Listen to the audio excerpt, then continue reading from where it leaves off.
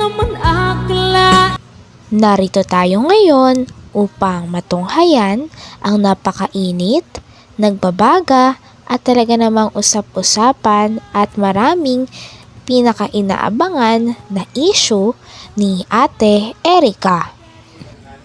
Sa pagpapatuloy ng ating istorya ay sinasabi nga ni Kalingap Val Santos Matubang na ang mga tao daw at ang mga Kalingap Angels o mga tao na tutulungan ng Kalingap ay sagana daw talaga yan sa tulong. Kung hindi man sa pera ay sa mga pagkain at package na pinapadala ng mga sumusuporta sa kanila dahil din sa pag-vlog sa kanila ng Kalingap. Ka na ay. May iyo ka na. Ano napakaswerte mo naman? Mayroon ka ng monthly allowance, may pabigas, may papackage, tapos may iyo na? Abay, saan ka makita ng ganon? Kumplito ng maray, may iyo pa, tapos may allowance? Abay, abusadong maray na ini, hindi po pwede. So, marami pong mga nagpapawakwak. Ini po mga kaibigan, no? Sino ang leader? Bakit nawakwak ining grupong ini? Si Erica. Scout ba ini ni Royal of Malalag? Mga kaibigan. Hindi nakatiis itong si Tita kasi inggit. Sa mukha pa lang po, mukha ni Tita, oh. Sus, kalamig kumuto. Alam mo na kung makita kita sa personal, kumuton ako imong nawong. Lamang kumuton sa nawong anay. Sus, puno ng inggit. Itong tita po ni May, ni Erica, puno ng inggit ang kanyang puso. Tinan mo, oh, walang inggit yan? Bakit siya nang-iinggit, mga kalingap? Kuya Bal, ba't mo sinasabing naiinggit yan? Sabihin ko sa inyo. Unang-una po, itong si May at Erica, maitsura. Hindi sila maganda. Ang ganda ni Erica, ang ganda ni May. Hindi po totoo yan. May itsura lang po sila. Akala mo magaganda? Sa video lang po yon. Yan ang may itsura nila. Ikumpara mo sa totoong maganda. Alam mo, ni Beyonce? Sus, wala sa kalingkingan. Ang layo mga gawa Erica, Beyonce? Wala. Doon siya naiinggit sa maitsura. Kung maganda yan, grabe na talagang si baka si Jun A ay maglalaway dyan. Nabihag, nabighani sa mga salitang kaakit-akit. Baka ito pinangakuan mo kay. Baka mo lang ito nagbibidyo ko. Sa pagpapatuloy nga ay inihambing pa ni Kalingap Val Santos Matubang si Ate Erica kay Viancy. Si Ate Erica kasi ang dating ka-love team ni Kuya Edu. Ngunit ngayon, ang ka-love team na ni Kuya Edu ay si Viancy na sapagkat umalis nga si Ate Erica sa poder ng Kalingap. Nakikita nga daw na ang tunay na maganda ay si Viancy. Pero si Ate Erica naman ay may itsura naman daw talaga.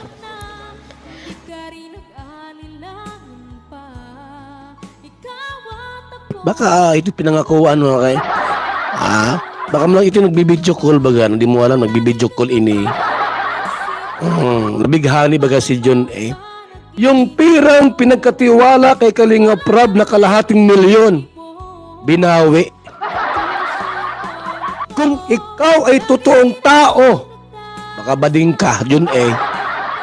Hindi ko ito kilala ay. Baka hindi kumukha ni Sangkay. Baka ba din ito mga kalingap, no? Itong si John A. Binawi po yung 500,000. Walang isang salita. Walang word of honor. John A, bayot ka ba? O sa akin mo ginawa yan? At halimbawa ay, Kuya Bal, ito yung yung kalahating milyon sa pabahay ni Erica. Hindi mo na mababawi sa akin yan. Bakit po? Re-resibuhan kita ng foundation. Nakaisampal kong resibo sa mukha mo, Jun A. Masabi ka, ay, Kalinga Prab. Bakla talaga. Kalinga Prab, kukunin ko yung kalahating milyon. Mabait si Kalinga Prab, mga kaibigan. Ubod ng bait. Wala siyang sasabihin. Bakit po? Hindi po. Ibibigay niya. Kung sa akin yon, sampal kong resibo sa'yo.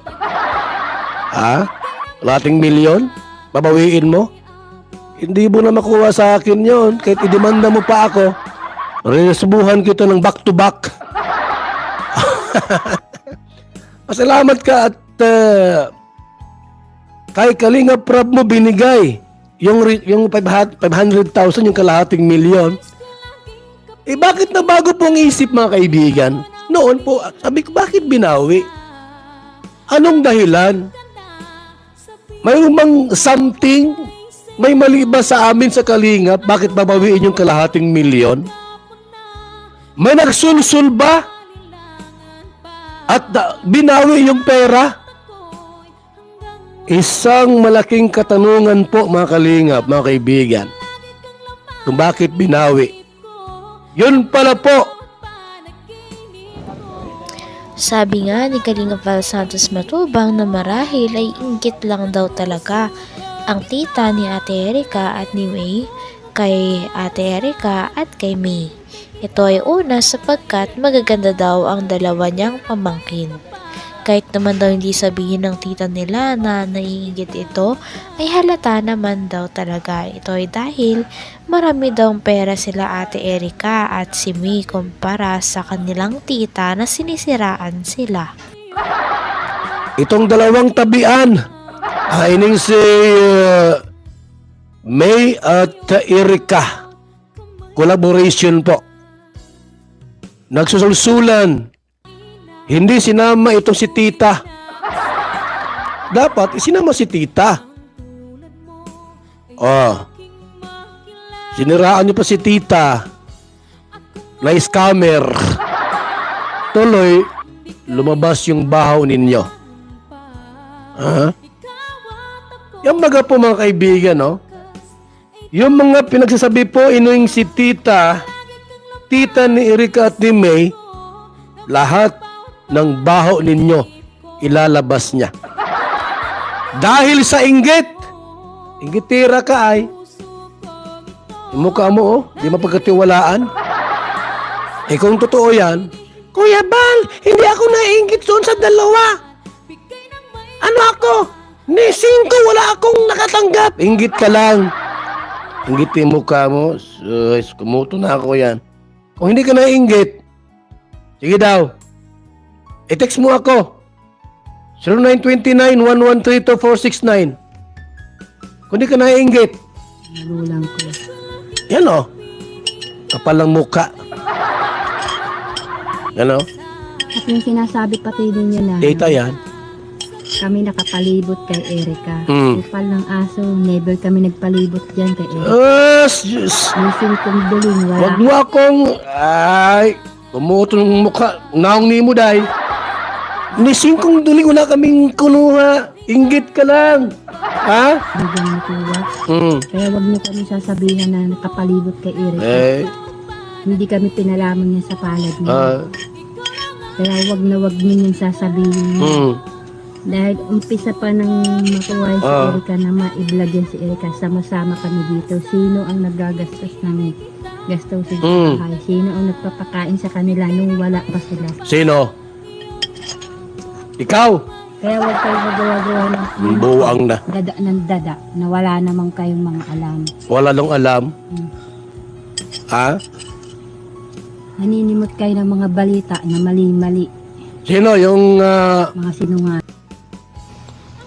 Hanggang dito na lamang muna ang ating napakainit, nagbabaga, pinakainaabangan at usap-usapan na latest issue ni Ate Erica. Maraming salamat sa inyong panonood. Hanggang sa muli. Bye!